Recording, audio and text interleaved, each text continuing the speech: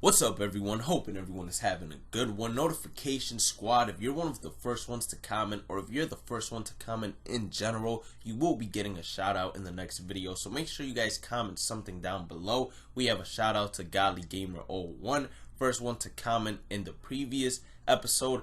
And not only that, he also gave us a list of players he wanted me to review. If you want me to review any player that you have invested in or will invest in, make sure you guys leave it down in the comment section below, and I'll review them and give you guys basically my thoughts on them. Now we start off with Ramon Laureano. Now his 3-year averages are 280, 455 in terms of average and slugging versus left, versus right-handers 288, 524. This year versus left 286, 480, versus right-handers 284, 532. Now he's currently on the DL, and he is going to be down for approximately 1 month with a lower leg stress fracture or something along those lines. It might not be a fracture, it might be a lower leg stress, something along those lines. But I do know he's going to be in the DL for a month at least. That's what I was given in terms of information. So I can't make an update prediction on him just yet, but I can tell you guys his price is severely going to drop as time goes on, since he's not going to be playing. So he might be a good guy to invest in, because if he has an above average month of September, he will definitely be a lock-in gold, since he already has diamond fielding, and the only thing that will get him into a gold without a problem is if he continues hitting at the pace he was hitting before he went down with the injury. Next on the list is Moncada. Now, Moncada, he's injured as well, but let's look at his stats regardless. 3-year averages 230, 363 versus left-handers, 267, 479 versus right-handers, 2019, 259, 457 versus left-handers, 320, 570 versus right-handers. Now, I do see his right-handed attributes getting an increase and his power versus left getting an increase. Now, he has that gold potential as well.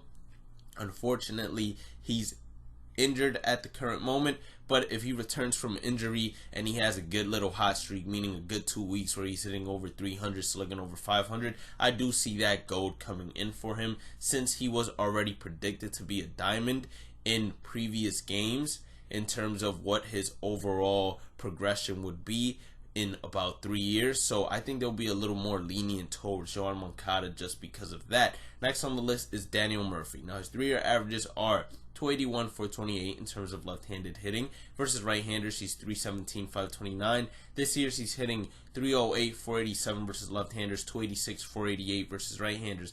Now I believe he could get an upgrade against left-handed pitching, so his contact versus left, power versus left, and his gold is going to be solely based off his hitting. He needs to rip a bit more against right-handed pitching though to ensure his gold, since he's dropped that average and slugging just by a little bit. I have him at a 65 to 35% chance of actually going gold. Last but not least, in terms of hitters, is Michael Conforto. Versus left-handers, he's hitting 233, 440 in terms of his 3-year averages, versus right-handers 267, 508.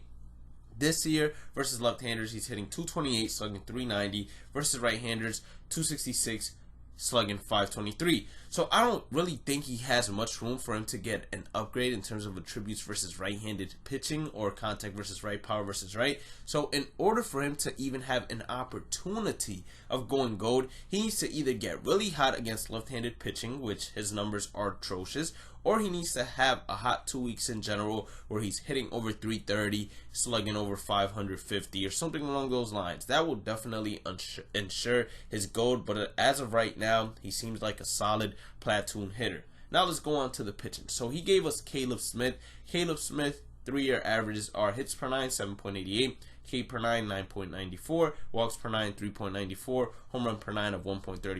2019, his hits per 9 is 6.12, K per 9 of 11.04, walks per 9, 2.88, home run per 9, 1.58. Now, I believe he deserves an attribute upgrade of at least 1 to 2 points, maybe 3 on all 4 categories. I believe that home run per 9 is just way too low for him to actually be realistic. I do believe he is going to go gold by the end of the season. He's also been on fire as of late. So Miami Marlins don't have a lot of gold players on their team. Definitely see him being one of the gold players on his team. Next on the list, Sonny Gray. Now, Sonny Gray, he's been pitching phenomenal this year. His 3-year averages are hit per 9, 8.99, K per 9, 8.11, walks per 9, 3.43, home run per 9, 1.12. This year, his hits per 9 is 7.17, K per 9, 10.20, walks per 9, 3.06, home run per 9, 1.02. I believe he deserves a minimal upgrade in terms of hits per 9, an upgrade in terms of Ks per 9, minimal as well, and walks per 9, an upgrade as well, which is going to be minimal. So 2 to 3 points on each one of those categories. I believe he's going to go gold by the end of the season, especially if he continues this pitching performance.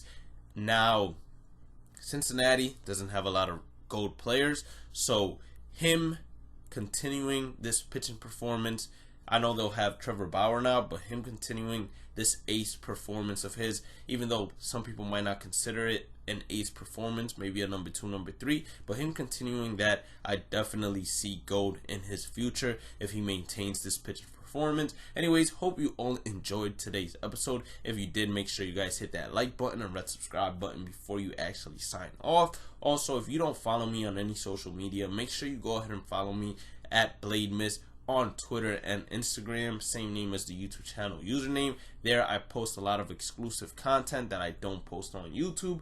Last but not least, hope you all have a good one, and I'll catch you all in the next one. Peace out.